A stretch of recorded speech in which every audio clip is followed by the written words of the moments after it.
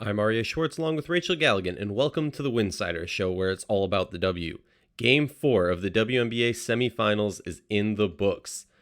The Sky have punched their ticket to the finals, but the Las Vegas Aces said not so fast to the Phoenix Mercury and forced a Game 5. We are joined today with legendary voice and name in basketball, Debbie Antonelli, to discuss both semifinal series.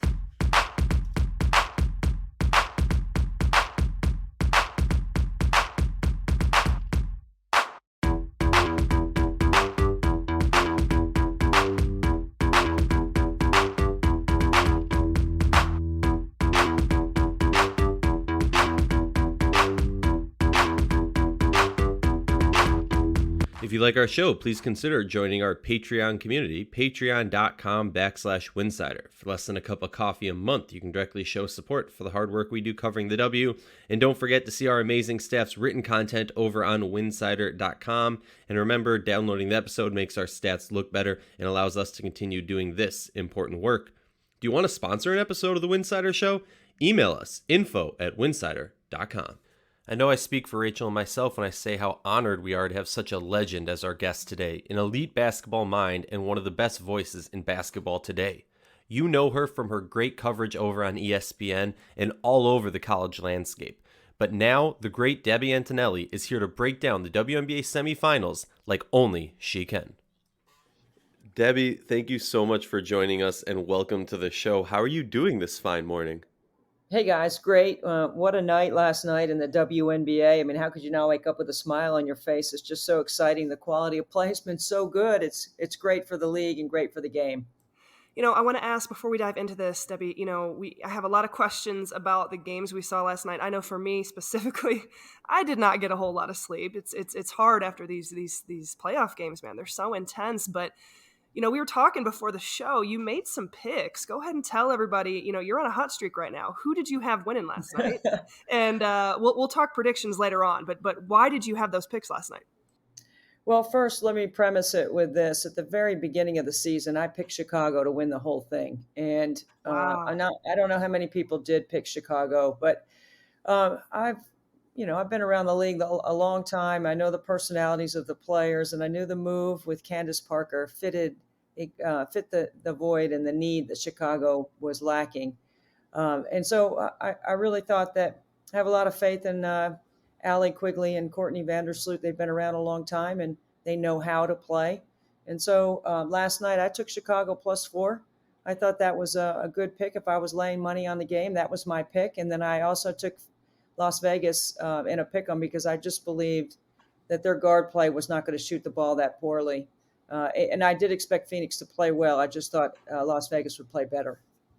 Well, I actually am very curious as a more veteran analyst person who makes these picks. When you pick Chicago early on in the season, do you then feel pressured by yourself, like today in the playoffs, to then pick them to move on again? Or do you kind of try and push that out and focus on the here and now? No, I don't feel any pressure at all because I'm playing the money line and I'm looking at the spreads. So I'm taking Chicago based on the +4. That's what I was looking at. I took Chicago. The first game I had Chicago. The second game I had Connecticut. The third game I didn't pick because we didn't do a show, but then I had Chicago. So this particular side of the bracket, I have watched Chicago and I've watched Connecticut. And you guys know I see the game through an offensive lens. Sure.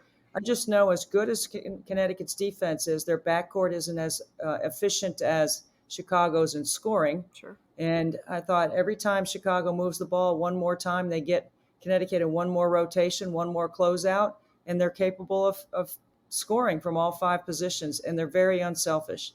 So that was pretty much the premise under which I based my decision making. But I did play the lines, not necessarily just thinking that Chicago was going to win. Yeah. Well, and that brings up an interesting point. You talked about the Chicago Sky, the moves that they made this offseason. I mean, we all know it's been a back and forth year with the Sky, and so much of it does come down to like peaking at the right time. In your opinion, before we dive into this specific series, the Connecticut Sun didn't look like themselves. We can talk about why for a bunch of reasons in this series. You throw Alyssa Thomas into the mix, which no one expected her to even be back at this phase. With the Chicago Sky, you got a sense that this team's peaking at the right time, and this is a team that's got to win a championship now. I think there's a huge argument for that. Both teams, though, veteran and experienced, and have been in this situation more so Connecticut than Chicago as of late. In your opinion, did the impact of Alyssa Thomas coming in, right at playoffs, kind of switch up the chemistry of this team or even the dynamic that they had going?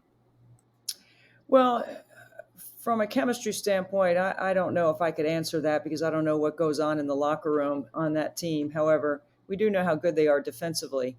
What Alyssa Thomas's skill set is rebounding and pushing up the floor and getting them into their transition game. That means that maybe JJ's not rebounding as much and having the ball in her hands early in the offense like she was. That was probably from a tactical standpoint the biggest difference that I saw in the game. And, you can't have end of the game late possessions, shot clock violations with the wrong people with the ball in their hands. Right. They have that a lot. I talked a long time ago about who was the closer for Connecticut. Like, we know who the closer is in Chicago. Yep. We know who the closer is in Vegas. We know who the closer can be in Phoenix. They've got a couple of options. But in Connecticut, we really never knew who that was. I never thought Jonquel had that kind of role. And it might not have been that it would have her personality that she didn't want it, or if it was just the way the scheming happened, or who had the ball late when the shot clock was, where Jonquel was. There's a lot of things that go into it. But adding AT to the mix only made them better. It might have changed some dynamic or some chemistry, but from a tactical standpoint, her ability to rebound and push the ball up the floor in transition, which is probably one of her best skills, actually might not have put the ball in, from a rhythm standpoint, might have changed their rhythm on the offensive end and their rhythm and their cadence with how they run their sets. So, you can't really, I don't know. I'm not really saying I know what their dynamics are, what the chemistry was, but that was one tactical thing that was a big difference in the way they played. Sure. I often look at the offensive versus defensive chess game in a series kind of like a dance. And with Brianne January being ruled out for this last game, I think a lot of us kind of saw the writing on the wall. But I'm curious if you could kind of talk to us about how you think that affected the Suns' ability to kind of disrupt the Sky, because we all know how good January is defensively, but also the importance. I mean, backcourt-wise, I would be more reliant on January to hit some shots than I would necessarily for Jazz Thomas, the way she's been playing historically in the playoffs and all that. I'm just curious on both ends of the ball, I guess, the January effect. Well, Brianne January is one of the best on-ball defenders. She's a very physical on-ball, one-on-one. It's hard to beat her with a first step off the bounce. So not having her definitely changes some of their defensive ball pressure. However, Heidemann is a really good shooter. I think she's a very good offensive player. So, I never felt like Connecticut disrupted Chicago at all. Mm-hmm. I think I see the game through an offensive lens. I see the extra pass, the spacing on the floor, the middle pick and roll, the Courtney Vander Sloot, with a ball in her hands and the way she plays for them to set them all up. She serves the game to make her teammates better. And I love that about her skill set. So, you can be physical with her. You've got to have a mindset to welcome ball pressure and physicality and welcome players playing up the line one pass away. If you have that attitude and that mentality, you can take advantage of it. And Chicago is perfectly matched with their offense to be able to do that. So, you guys know, if you ever interview me or talk to me or whatever, you see me on the street, I'm always shooting it. I'm always talking about offense, and that's the way I see the game. Sure do. So that's one person's opinion, but I'm always going to pick offense over defense, especially when you have the quality of players that Chicago has on the offensive side. Well, so far, throughout this whole season, Connecticut was that team that, I don't care what offense it was, it almost felt like they frustrated you to no end, eliminating what you like to do. Whatever team they were playing, They frustrated you in like your bread and butter, but they were not able to do this really at any point during the series for a prolonged period of time. We know offensively the Suns struggled, but I'm curious, like Rachel and I always talk about this, and it's hilarious because going into the series, we talked about this, and Rachel said, defense beats, a great defense beats a great offense. Ooh, I We might need saw to this change my matchup. tone. I might need to change my tone after this conversation. Yeah. But Debbie, Not me, like, Rachel, that's definitely not me. Well, it's I'm interesting. Real quick, Arya, it's interesting yeah, no, because go for it. I've really felt that my big thing with Connecticut was their defense was going to give them a chance to be in the position that they're in. And they were so steady and consistent. And it did. They had a 14-game winning streak. They finished at the top of the league. My big question mark with them is, did they have the offensive firepower and the depth to sustain in a series? And I've said that. I've said that to you, Arya. So maybe I'm just trying to make myself feel better right now, I guess. Well, I get it, Ari, but here's to answer your question. I think before you ask it, I think I know where Yeah. you're going. There you go. The Connecticut defense is great at taking away your first option and your second option. Okay, they're going to make you score against their quarter court defense. They're not going to give you transition buckets. They're not going to give you easy buckets. They're really good on the glass. But Chicago has depth and options into their second, third, and fourth options in one set. That's how good they are on the offensive end. So you can take away somebody's first option. You can make it more difficult. But Connecticut it's a matchup too. It's a matchup issue. Does all the other teams in the league have the kind of offensive firepower that Las Vegas does? They can go deep into their sets, into their second, third, fourth options.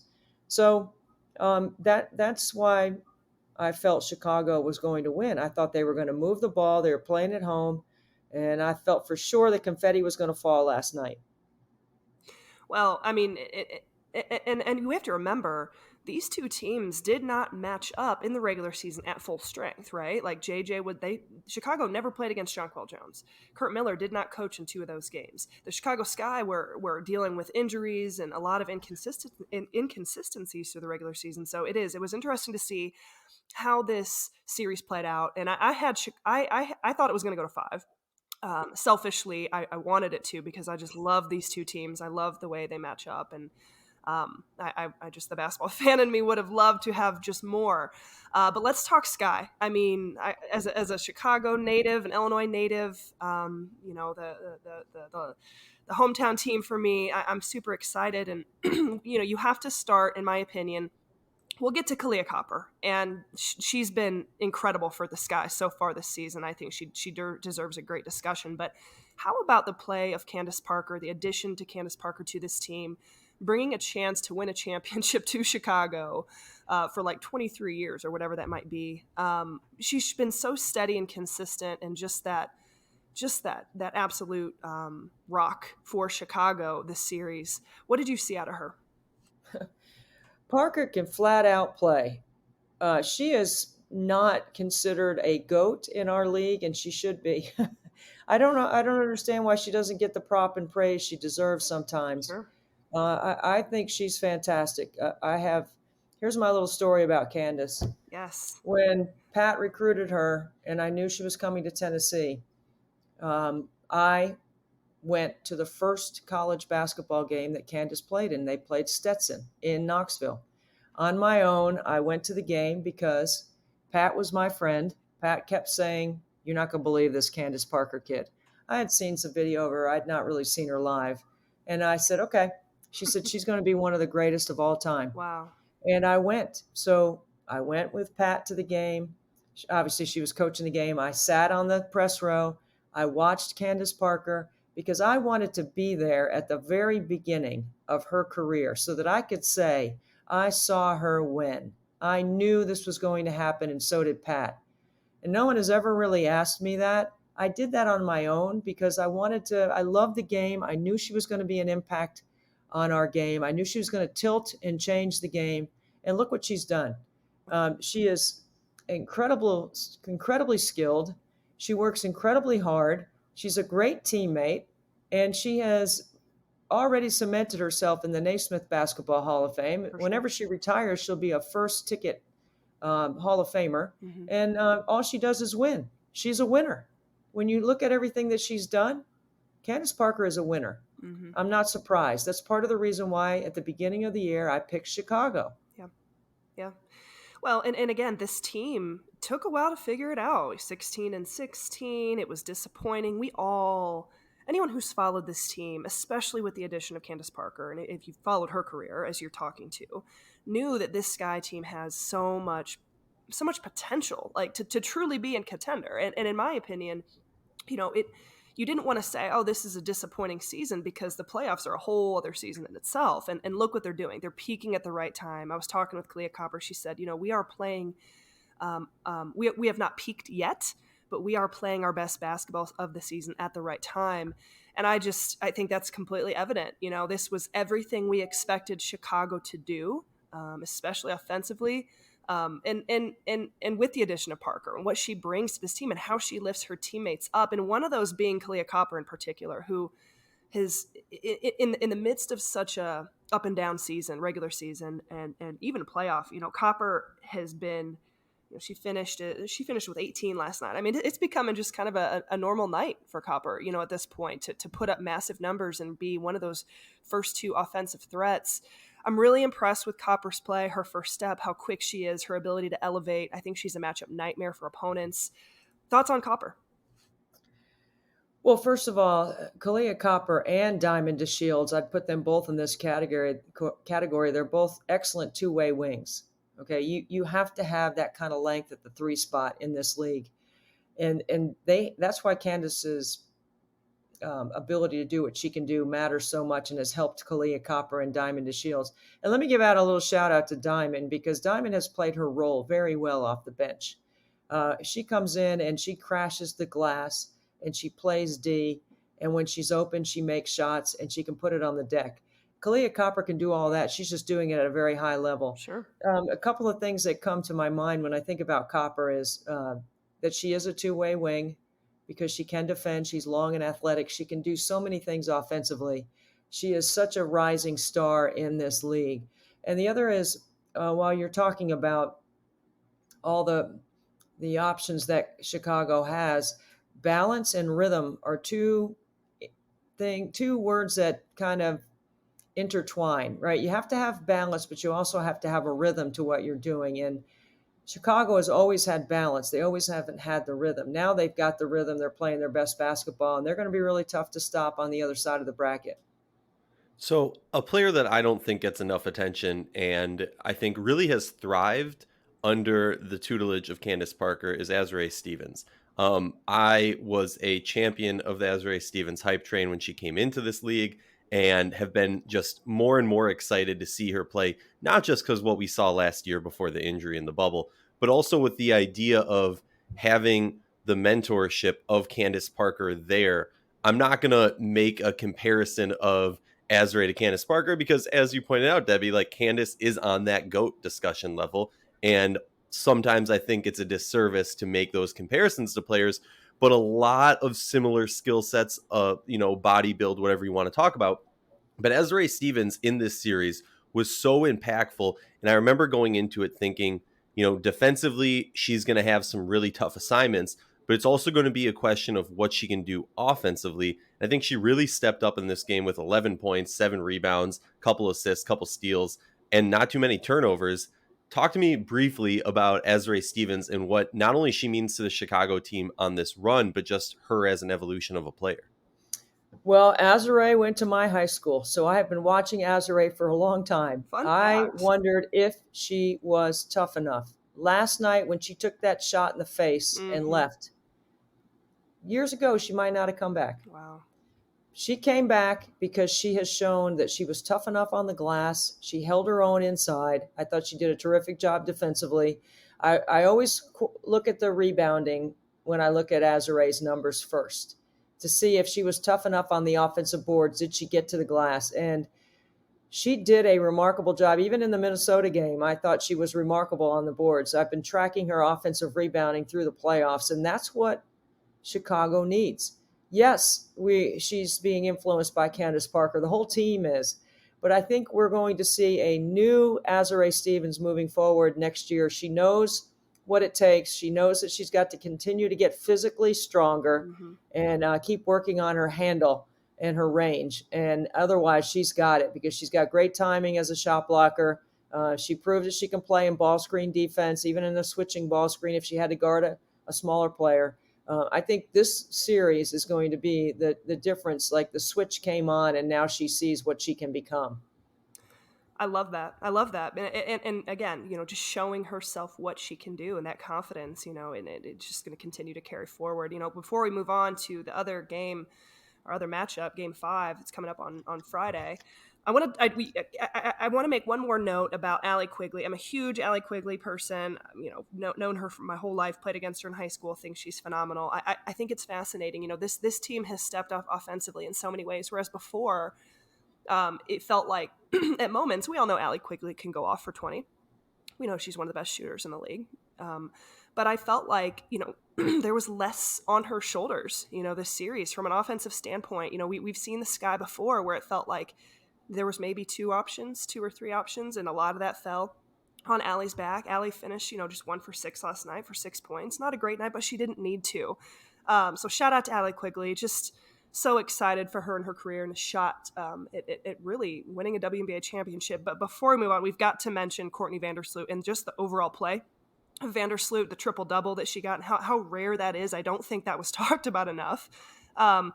You know, and I just, final thoughts on Sloot, and I think, you know, we don't get point guards, you don't get to witness greatness every day, you know, and there's been some phenomenal point guards that have come through the league, and we could have a whole podcast talking about that in particular, but Courtney Vander Sloot is playing the best basketball of her career and has been in this moment before. She took a team to the semis in 2014, which I think a lot of people don't really talk about, and that was early in her career. What do you think about Vander Sloot and just in particular this series and the way she's leading this team right now? Well, I think a couple things. You know, I've been around so long. I've covered every player in college except for the international players. So, you know, when the ABL was formed, I was the national analyst there, and then right over into the WNBA. And I have covered the league since its inception. And, you know, when I think Allie Quigley, I think work ethic and dream and believe that you can do it. I mean, you think about, we all know how well documented her struggle was to get in the league. Pokey Chapman deserves a shout out here for taking her and believing in her and giving her a chance in Chicago. I think the blue collar mentality of a Chicago fan base and a Chicago built team definitely plays through Allie and Courtney. You can see it and how much they want to win, what great teammates they are, how prepared they are, how smart they are on the floor. That's a tough combination. It's the longest standing backcourt in the WNBA, I believe. I don't think anybody's been together in the backcourt longer than them. And I don't think it does get talked about enough. But I'm obviously, I believed at the beginning of the season, and you know, sometimes you get lucky and sometimes you find a nut, you know, I guess, you know, that's what I would say. You know, you just, you know, some of this is lucky, right? We're going to pick, I mean, a lot of people pick Las Vegas, and Vegas has a chance. You know, they've got to beat Phoenix one more game, but it's just fun to have these kind of conversations at this depth and great length about the league and how well it's doing and the product. I always like to lead with the product. You know, the product isn't any good, you can't do anything else, and the product's really good. Yeah, and to talk about that luck, I mean, a few playoffs ago, not too far down the memory banks, we saw a late Chicago turnover that ended up costing them their deep playoff run, and we saw karma kind of gift that back to them, as it were, with that January botched layup. Let's move on to the next series, a series that has gone to 5 now, has had 3 games that were just blowouts, and sitting here, I'm not going to lie, I picked the Aces to lose in 4. I picked the Mercury because I felt Brittany Griner was just playing that next level game that nobody could stop her. Well, last night, her shot wasn't dropping. Initial reactions and thoughts, and kind of, let's dive into it. Let's talk about what the Aces were able to shift game plan-wise to really be effective against this Mercury team that was rolling honestly and looked like they had already punched their ticket. Maybe that was part of the problem. What do you think, Debbie? Well, with Phoenix, first of all, their big 3 are outstanding, right? I mean, when you start talking about Brittany, Diana, and Skylar, they are amazing. All right. They deliver every night. I love watching them play. I love to see what Diana's going to do next. How is she going to get open? Watch her off the ball. She's got all the old school tricks, man. She's just so good. All right. I mean, she's the Michael Jordan grab the back of the leg and pull up jump shot kind of player, right? I mean, that's what she is. And I don't discredit or disparage any of it because she can do it. She's so good when she gets her feet under her shoulders. It's fun to watch. I'm a fan, and I'm in the camp that Diana and Sue are both going to play one more year, but we'll see. And Brittany, what we talked about with Esray, I think applies to Brittany. I think this is by far, it's very well documented. It's the best year she's ever had. She looks confident. She looks like she is not trying to prove anything. She goes out there. Her skill set around the bucket is so much better. You can't stop her. She's too big and too talented. And Skylar just does her thing. I mean, Skylar is, a competitor. You want to talk about compete. I mean, she might have the best stare, the most competitive look in the entire league.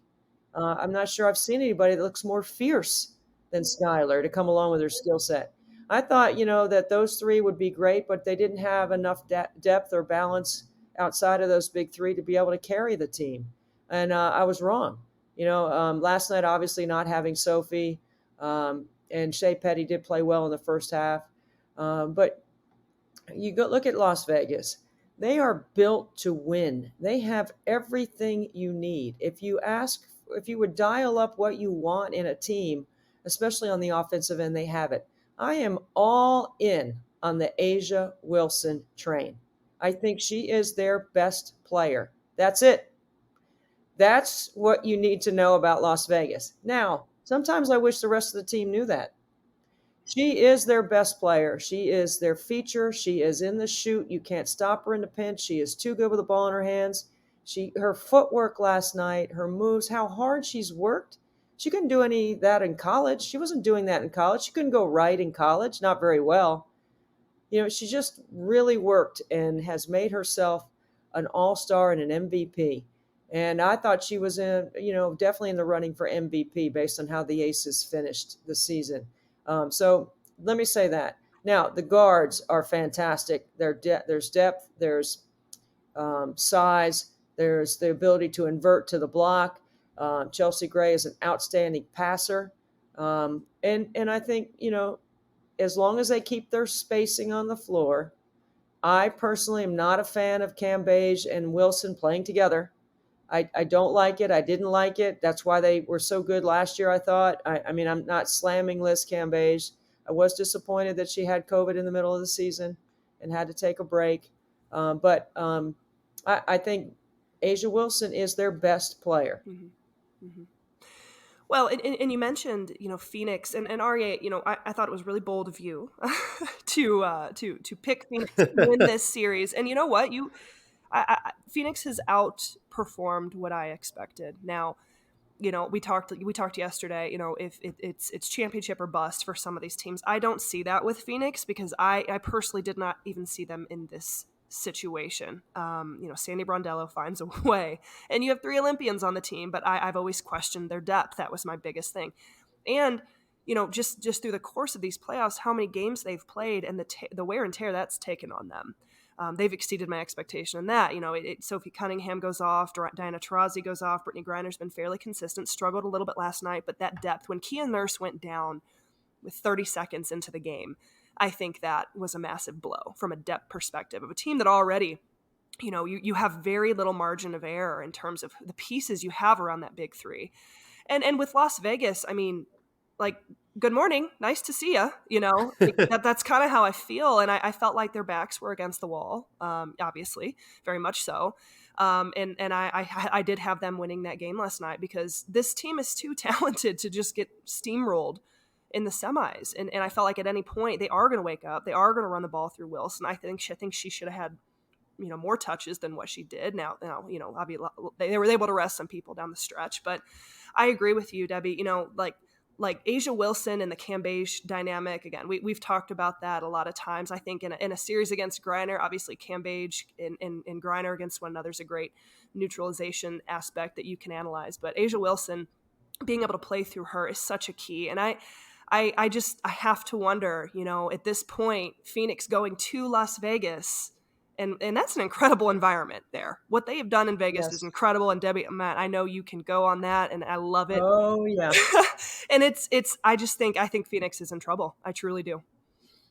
Yeah, I think Vegas is really good, and I think they're going to win at home. I'm not sure what the spread is, but I'm taking a look at the number when the numbers come out. I'm sure I'm going to pick Vegas, and they have been the favorite in this entire series. Phoenix has never been the favorite in any of the games, so I'm interested in what the line will be on that game. Yes, we could do an entire podcast or a whole day on why I have felt so strongly about Vegas as a market for women's basketball. I remember telling Lisa Borders that if I had the chance to expand and change and move a franchise, Vegas was the place. And I've been saying it forever. So, those are the kind of things that if I don't bring it back forward, then no one's going to remember that, oh yeah, Antonelli in Vegas, I just knew Vegas was a spot before anyone else seemed to know it 13 years ago when I started talking about the Sweet 16 to Vegas on the women's college side, which I'm not going to do that right now, but that's for another time. But I'm all in on Vegas. I think they're terrific. Their environment is great. I know Mark Davis has given that franchise a lift as an owner, and that market is outstanding for sports. So I'm excited for that matchup on Friday. I think that'll be another great game, and I'm looking forward to seeing what will happen should it be Chicago and Las Vegas, and look forward to maybe talking to you about that when that comes around. Yeah, and I want to kind of echo everything y'all have said. I mean, I'm looking at the stats right now. It's kind of mind-blowing knowing this Vegas team that they shot 11 of 22 from three-point range, beating the... Like, if you would have told me the Aces are going to make more three-pointers than the Mercury going into this game, I think it's pretty obvious who we would expect to win this game.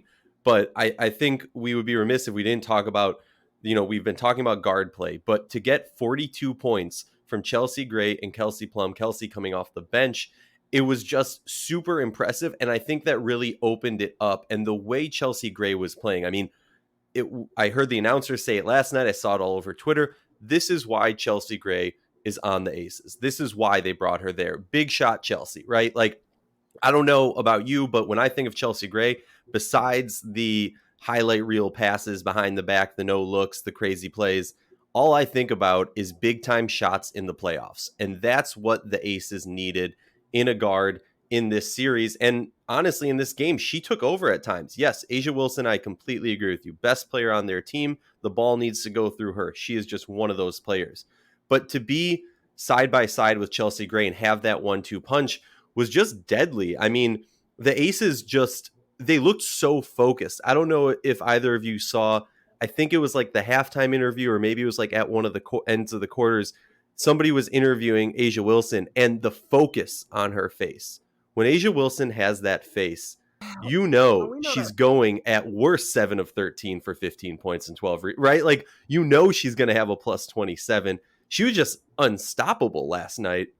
And for me, I think game 5 is going to be a lot closer than we've seen. And on the Mercury side, I agree with everything you're saying, Rachel. Like, when you haven't really been playing Alana Smith or Megan Walker that much into the series for obvious reasons of Sophie Cunningham playing really well, Kia Nurse playing really well, and now both those players go down, it leads a lot of questions of, okay, can somebody step up? Can Shea Petty? Yeah, she went 2 for 2 from 3-point range in that game last night, but I think we're going to need some stuff from Bree Hartley. Like, if this team is going to find a way to win, unless Kia Nurse or Sophie Cunningham comes back, I think it's, to what was the Diana Taurasi quote? Yeah, the big 3 are going to show up, but it's about those other 7 and 8 players. How are they going to play that are truly going to move forward? So, Debbie, I want to make you kind of play devil's advocate against yourself. How can the Mercury pull off a victory in Game 5 and we have a repeat of the 2014 WNBA Finals? Well, they have to Brittany Griner's going to have to stay consistent and keep doing her thing and be a threat. Try to get Asia Wilson or Cam Beige in foul trouble to eliminate one of them. That would be one thing I would say, is try to feed her early. Diana is going to have another big night. Skylar's not going to can't turn the ball over, got to score. And then the others are going to be open. So they're going to have to make some shots, right? They're going to have to make some playoff game-changing shots. And you're right about, not having been there before. Kia Nurse hurts them on the defensive end, because that means that Diana's got to guard one of those guards that can go off the bounce. That's not a good matchup. And that means, Sophie, that's one less player, that can make a shot. Certainly she proved already that with the game on the line, she can make threes. So that would have been a really confident player. Hopefully she'll be able to come back. But that's the recipe there. You got to stay on the glass with Vegas. You got to control the boards. You got to dominate the paint. You got to try to get them in a little bit of foul trouble. You have to shoot more free throws than Las Vegas shoots on the road. And you got to take care of the ball. You can't give them extra possessions or that big play moment where they get that big run out and Chelsea Gray makes that behind the back pass.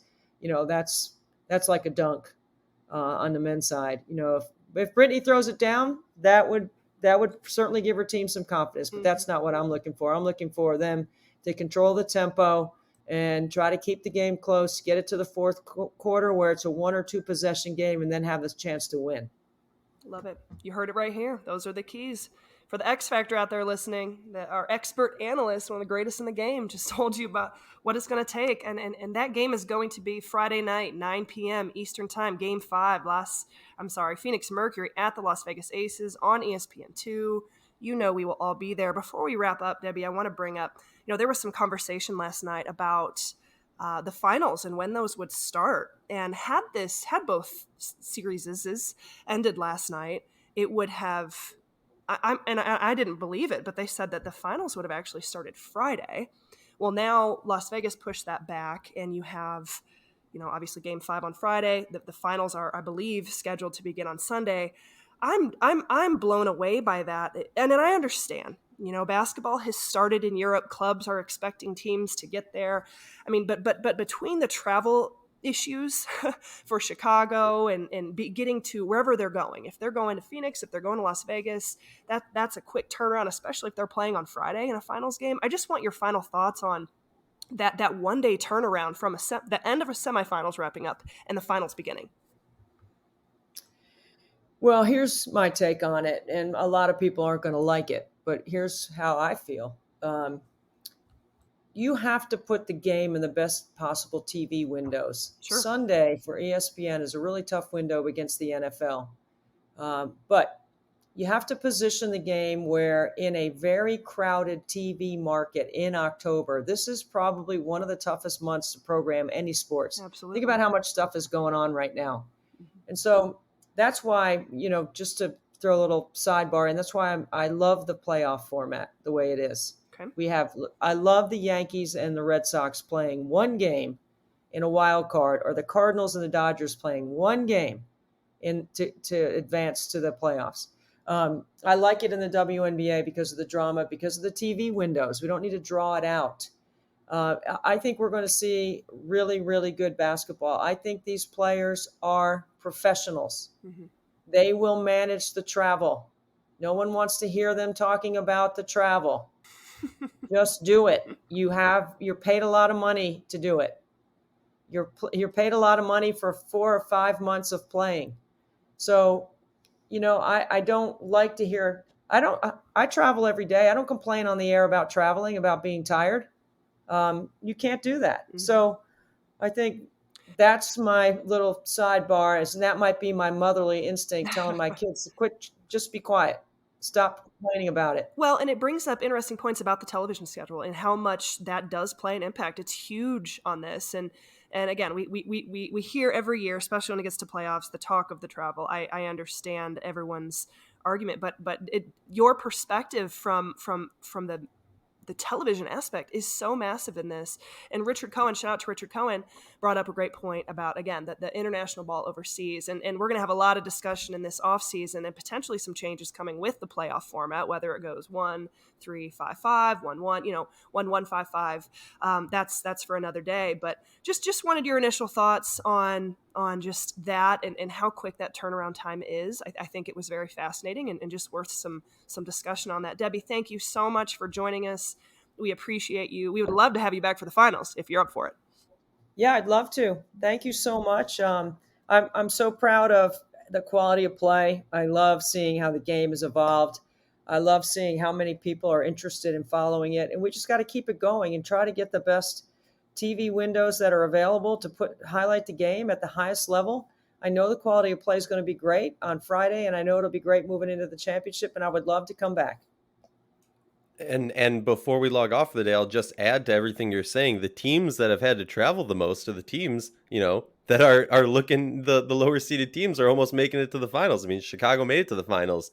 So maybe, just maybe, having a little bit more rest might be a little bit of an undoing that people don't expect as much. So interesting aspects all around with every aspect of these WNBA playoffs this year. Thank you so much, Debbie, for taking the time to join us, and we hope to have you on again soon. You guys are great. Thanks for including me. I love being on, and I look forward to the next time.